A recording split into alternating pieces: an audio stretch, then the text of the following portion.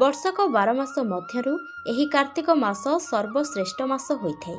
एही कार्तिक मास कुमार पूर्णिमा ठारू आरंभ होई राहस पूर्णिमा बा कार्तिक पूर्णिमा रे शेष होइथाय।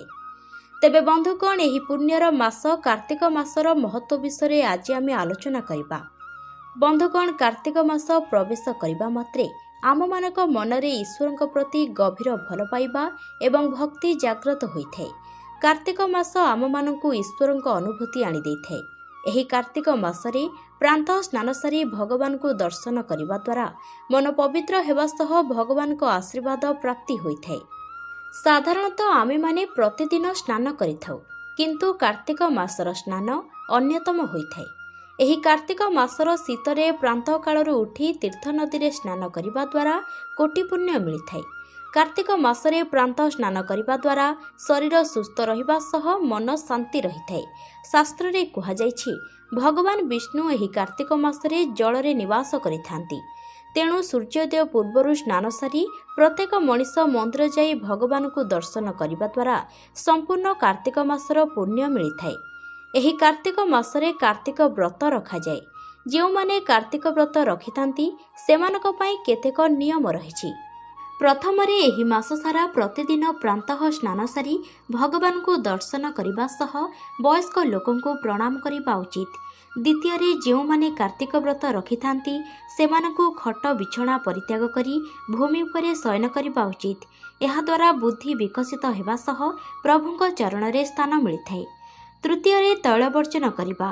कार्तिक व्रत रखिथिबा व्यक्ति देहरे मास सारा तेल किंबा साबुन लगाइबा अनुचित एवं कार्तिक व्रत पालन करुथिबा व्यक्तिଙ୍କ मन सर्वदा स्वच्छ पवित्र रखिबा उचित।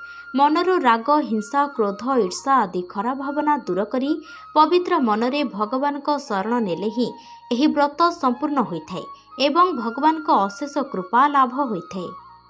चतुर्थरे एही मास सारा आमिष एवं पियाज रसुण त्याग करी सात्विक भोजन ग्रहण करिबा उचित। आउ मध्य एही मासरे दानर विशेष महत्व रहिछि। कार्तिक मासरे जो व्यक्ति गरीब लोकमानंकु खाद्य वस्त्र दान करती स्वयं भगवान को कृपा लाभ करने सहित कोटि पुण्य मिलिथाय। एवं जो व्यक्ति एही मासरे दीपदान करिथाय समस्त दानर पुण्य फल प्राप्ति करिथाय।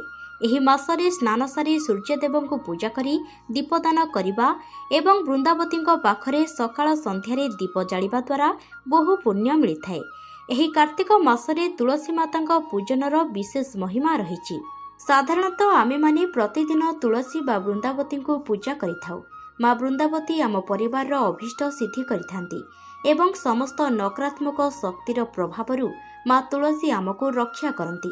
किंतु एही मासरे माँ तुलसी को पूजा कले माँ को अशेष कृपा सहित धर्म अर्थ काम आम मानको प्राप्ति होइथाय। एही कार्तिक मासरे प्रभु श्रीहरि को जो व्यक्ति प्रतिदिन तुलसी लागि करिथाय प्रभु श्रीहरि को अशेष कृपा प्राप्ति करिथाय। पंचुक 5 दिन अति गुरुत्वपूर्ण दिन होइथाय।